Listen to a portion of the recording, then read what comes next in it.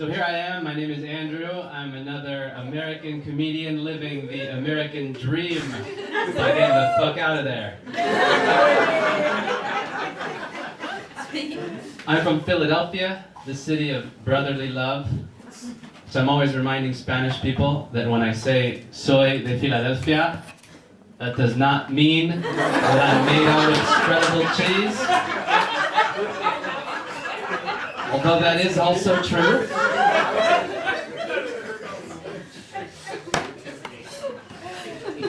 You guys know where Philadelphia is? Where to find it? Yeah? In the freezer, in the dairy aisle, my man. My man, contestant number 3, you have won the special prize. I want to set one thing straight. I'm not a Trump supporter.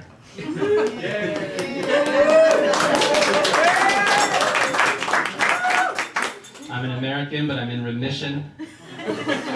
I don't want Greenland.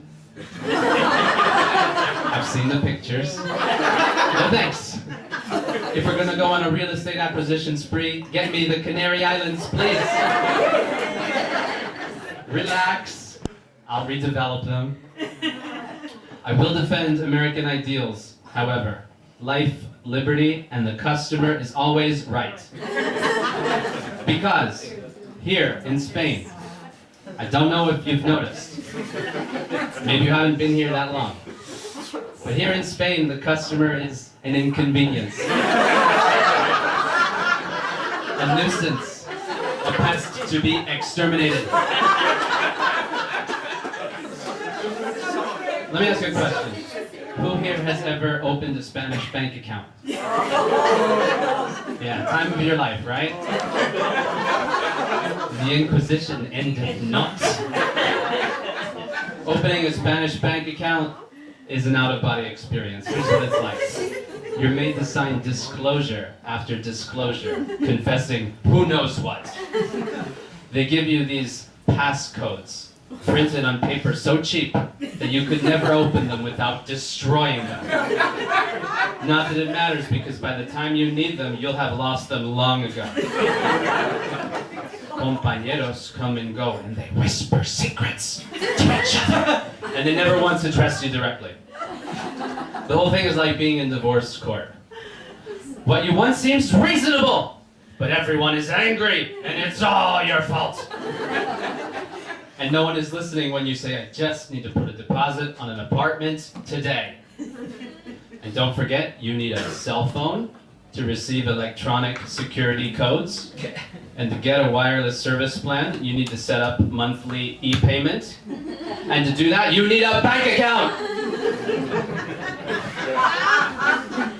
Imagine that by some grace, you persevere. And 2, 3, probably 4 hours later, you're ready to celebrate your success. That's when the system goes down. And the bank people say, es que es imposible. Es que no se puede. Tiene que volver usted mañana. Some of you can't understand Spanish, so I'm just going to do a closed caption. The closed caption would read, you're going to lose the apartment. I'd like to do some impressions for you tonight, and I hope you will find them impressive.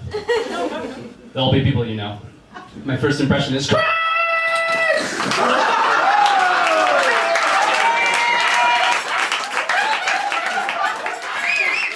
What? Bring me some pretzels! In 5 minutes, as my parents demonstrating the art of an unhappy marriage. They actually put an extension on their house so they could be further away from each other while watching separate TV. My next impression is, where are those pretzels? What pretzels? That's my dad showcasing a masterclass in selective listening.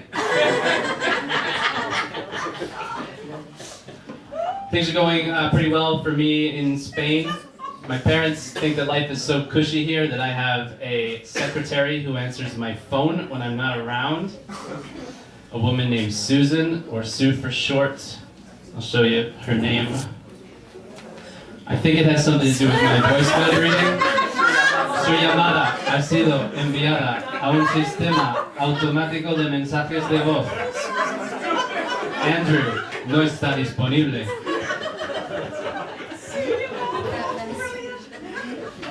So I get a voicemail from my mom. Hi Andrew, I tried to reach you, but Sue answered again. I don't understand what she's saying, but she's very nice. I was just calling to find out when you're moving back, and what time is it over there anyway? Is it 5 p.m.? I googled and it said 5 p.m., but I wasn't sure if that was your time or Google's time. Will you be around if I try back in an hour? Sue, can you let Andrew know I'm going to try him back in an hour? Oh, and if you talk to your father, let him know I would really like some pretzels.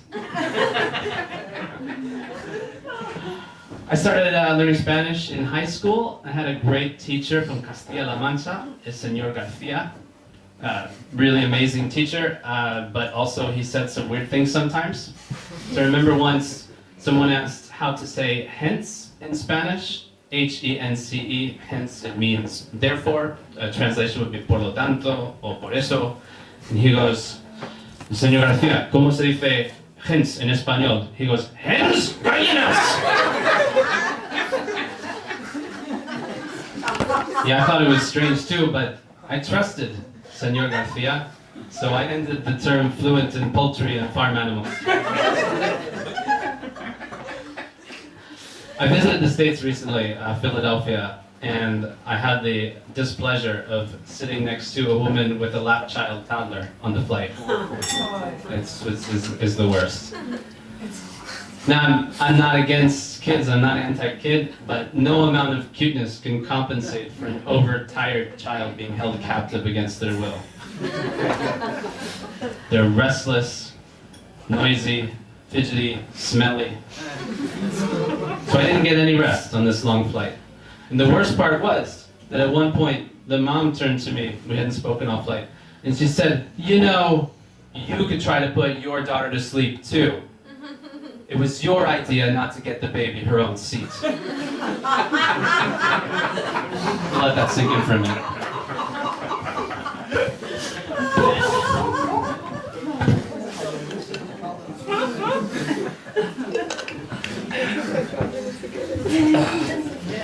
So I have two kids. The first one, you're all just realizing who that is. She's the baby. She's really nice, actually. My other child is a 5-year-old who's obsessed with his penis. So, aren't we all? Get the man in the back another drink, or maybe not. So if we go to see a friend of his, he'll say, hey papa, does so-and-so have a penis? And I'm like, yeah, he's a boy just like you, he's got a penis just like you. And then I'll ask about a girl, does she have a penis? I'm like, no dude, I've told you 1,000 times. She's a girl, so she doesn't have a penis. Instead of a penis, she has a brain.